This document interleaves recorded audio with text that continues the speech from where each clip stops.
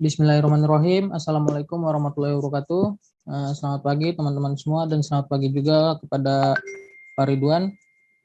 Semoga kita semua dalam keadaan sehat walafiat. Amin. Dan tak lupa juga saya ucapkan terima kasih kepada dosen kita yang terhormat yaitu Pak Muhammad Ridwan S.Hum M.Hum yang telah memberikan kami kesempatan untuk mempresentasikan materi kali ini yang membahas tentang Kongres Bahasa Indonesia.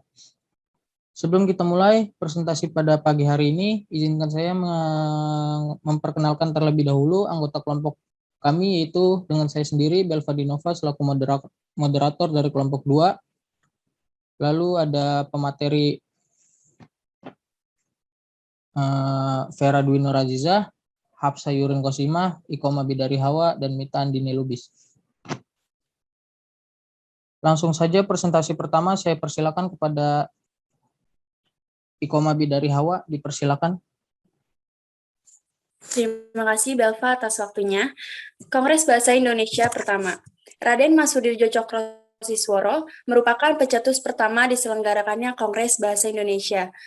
Kongres ini diketuai oleh Profesor Dr. Purbacaraka yang dilaksanakan di Solo pada tanggal 25 sampai 27 Juni 1938, tepatnya pada 10 tahun setelah Sumpah Pemuda diikrarkan. Pada saat itu, bahasa Indonesia belum dipakai secara luas dan dianggap masih belum teratur, sehingga perlu adanya suatu forum yang mampu mengatur bahasa Indonesia atas dasar kesepakatan bersama. Maka dari itu, hasil adalah bahwa pembinaan dan pengembangan bahasa Indonesia telah dilakukan secara sadar oleh para cendekiawan dan budayawan kita pada saat itu. Lalu ada Kongres Bahasa Indonesia kedua. Kongres ini diresmikan oleh Presiden Republik Indonesia, yaitu Insinyur Soekarno, dan dihadiri 302 peserta yang berasal dari Indonesia, dan juga dihadiri peserta yang berasal dari negara asing. Kongres ini dilaksanakan di Medan pada tanggal 28 Oktober sampai 2 November 1954, yang diketuai oleh Sugondo Joyo Puspito. Hasil putusannya adalah bahwa bangsa Indonesia terus bertekad menyempurnakan bahasa Indonesia yang diangkat sebagai bahasa nasional dan ditetapkan sebagai bahasa negara. Lalu Kongres Bahasa Indonesia ketiga, Kongres ini dilaksanakan di Jakarta pada tanggal 28 Oktober sampai 3 November 1978 yang diketuai oleh Profesor Dr. Amran Halim. Kongres ini bertepatan pada peringatan Hari Sumpah Pemuda yang ke-50. Hasil putusannya adalah selain memperlihatkan kemajuan, pertumbuhan, dan perkembangan bahasa Indonesia pada tahun 1928, juga memutuskan untuk terus berusaha memantapkan kedudukan dan fungsi bahasa Indonesia itu sendiri. Sekian dari saya, selebihnya saya kembalikan ke moderator. Baik, terima kasih Koma Bidari Hawa atas pemaparan materinya. Lalu selanjutnya yaitu Mita Andini Lubis, dipersilakan. Baik, terima kasih atas waktunya. Selanjutnya ada Kongres Bahasa keempat. Kongres Bahasa keempat ini diketuai oleh Profesor Dr. Amran Halim yang dibantu dengan beberapa anggota panitia lainnya termasuk Latif MA sebagai wakil ketua. Kongres ini dilaksanakan di Jakarta pada tanggal 21 sampai 26 November tahun 1983. Kongres ini diselenggarakan dalam rangka memperingati Hari Sumpah Pemuda yang ke-55.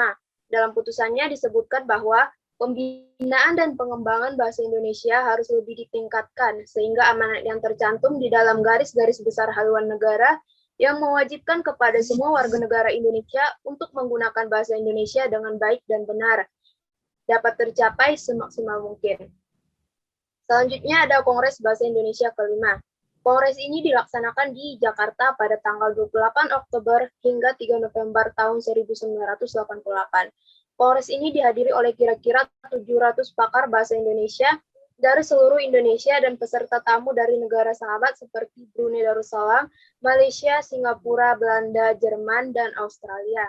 Kongres itu ditandatangani dengan mempersembahkan karya besar Pusat Pembinaan dan Pengembangan Bahasa kepada pencinta bahasa di Nusantara, yakni Kamus Besar Bahasa Indonesia dan Tata Bahasa Baku Bahasa Indonesia. Selanjutnya ada Kongres Bahasa Indonesia ke-6. Kongres ini diketuai oleh Profesor Dr. Amran Halim yang dilaksanakan di Jakarta pada tanggal 28 Oktober hingga 2 November tahun 1993 yang diikuti oleh peserta sebanyak 770 pakar bahasa dari Indonesia dan 53 peserta tamu dari mancanegara, meliputi Australia, Brunei Darussalam, Jerman, Hong Kong, dan lain sebagainya. Kongres ini mengusulkan agar pusat pembinaan dan pengembangan bahasa ditingkatkan statusnya menjadi lembaga bahasa Indonesia, serta mengusulkan penyusunan Undang-Undang Bahasa Indonesia.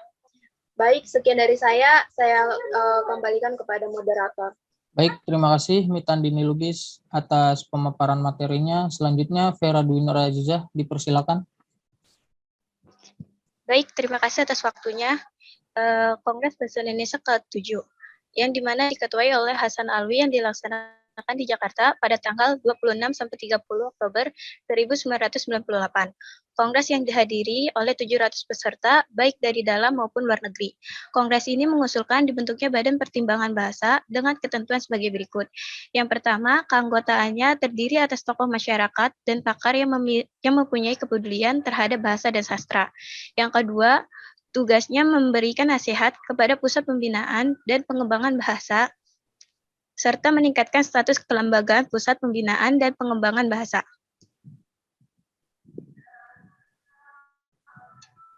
Selanjutnya, Kongres Bahasa Indonesia ke-8, yang dimana diketuai oleh Abdul Wahab Hasbullah, yang dilaksanakan di Jakarta pada tanggal 14 sampai 17 Oktober 2003, yang dimana dihadiri lebih dari 1.200 peserta yang mewakili baik dari dalam maupun luar negeri. Hasil Kongres Bahasa Indonesia ke-8 ini, yaitu bahasa memiliki perubahan sejalan dengan perubahan yang terjadi dalam masyarakat penuturnya, yang dimana di zaman era globalisasi menuntut pentingnya peran bahasa asing dan perlu pemantapan peran bahasa Indonesia. Sedangkan di pihak lain, era otonomi daerah memberikan tempat dan perhatian yang khusus terhadap bahasa daerah. Terima kasih, saya kembalikan kepada moderator.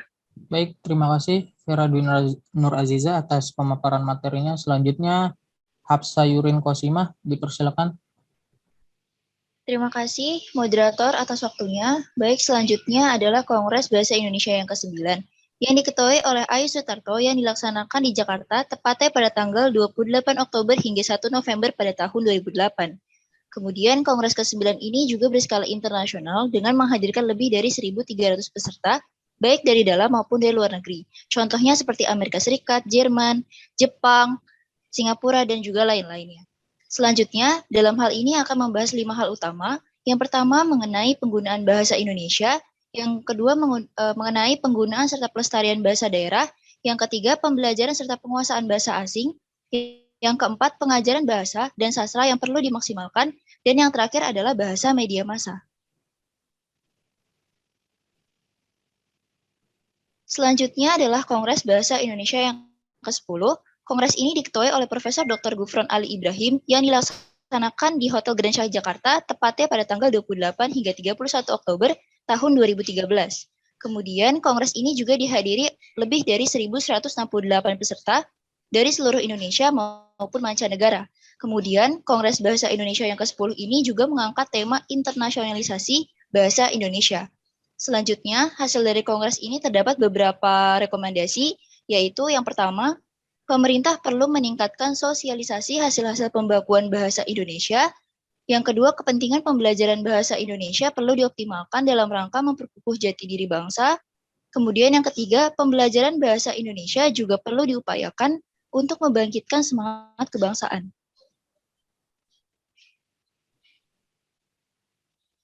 Selanjutnya adalah Kongres Bahasa Indonesia yang ke-11 yang diketuai oleh Profesor Dr. Joko Saryono yang dilaksanakan di Hotel Grand Shah Jakarta tepatnya pada tanggal 28 hingga 31 Oktober tahun 2018.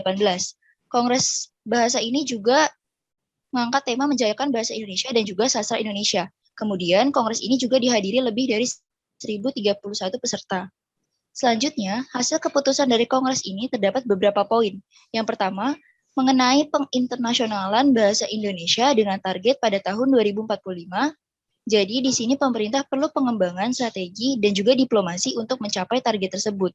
Kemudian yang kedua, peningkatan kebangsaan berbahasa Indonesia dalam berbagai ranah kehidupan. Kemudian yang ketiga, peningkatan pelestarian bahasa daerah dan juga penguasaan bahasa asing Dan yang terakhir adalah pentingnya untuk memperluas penerapan uji kemahiran berbahasa Indonesia atau UKBI di berbagai lembaga pemerintahan maupun swasta. Baik, saya kembalikan kepada moderator. Baik, terima kasih Hafsa Yurin Kosima atas pemaparannya. Untuk selanjutnya yaitu Vera Dwi Nur Aziza, dipersilakan. Baik, terima kasih atas waktunya. Selanjutnya adalah relevansi dari Kongres Bahasa Indonesia. Sebagai bangsa yang masyarakatnya majemuk, Indonesia mampu mempersatukan wilayah negara Kesatuan Republik Indonesia dengan bahasa Indonesia sebagai bahasa nasionalnya, meskipun harus melalui rangkaian histori yang panjang. Hubungan dari adanya Kongres Bahasa Indonesia dapat kita tanamkan dalam kehidupan sehari-hari, yaitu sebagai berikut. Kita dapat menumbuhkan sikap positif terhadap bahasa Indonesia dengan mencerminkan sikap setia dengan menumbuhkan kesadaran untuk mematuhi kaidah kebangsaan yang berlaku. Kemudian, peran media massa semakin penting dalam upaya menjaga dan mengembangkan peradaban bangsa, termaksud pengembangan bahasa Indonesia. Selanjutnya, penggunaan bahasa Indonesia yang baik dan benar, serta kebanggaan terhadap bahasa Indonesia sebagai generasi muda sangatlah penting. Terima kasih, saya kembalikan kepada moderator. Baik, terima kasih atas pemaparannya. Jadi kesimpulannya dari presentasi pada pagi hari ini yaitu bahasa Indonesia adalah bahasa nasional yang mempersatukan NKRI. Penggunaan bahasa Indonesia yang baik dan benar dapat kita rasakan karena dampak dari diadakannya Kongres Bahasa Indonesia ini. Diadakannya setiap tahun 5 tahun sekali. Kongres ini tidak hanya dijadikan sebagai bentuk peringatan Sumpah Pemuda saja, akan tetapi sebagai untuk melestarikan bahasa Indonesia sebagai jati diri bangsa. Demikianlah presentasi pada kelompok kami. Saya sebagai moderator mewakili dari anggota kelompok saya meminta maaf jika ada kesalahan, baik itu kesalahan yang disengaja ataupun yang tidak disengaja. Marilah kita tutup sesi presentasi pada pagi hari ini dengan mengucapkan hamdalah. Alhamdulillahirabbil alamin. Kurang lebihnya kami mohon maaf. Wassalamualaikum warahmatullahi wabarakatuh.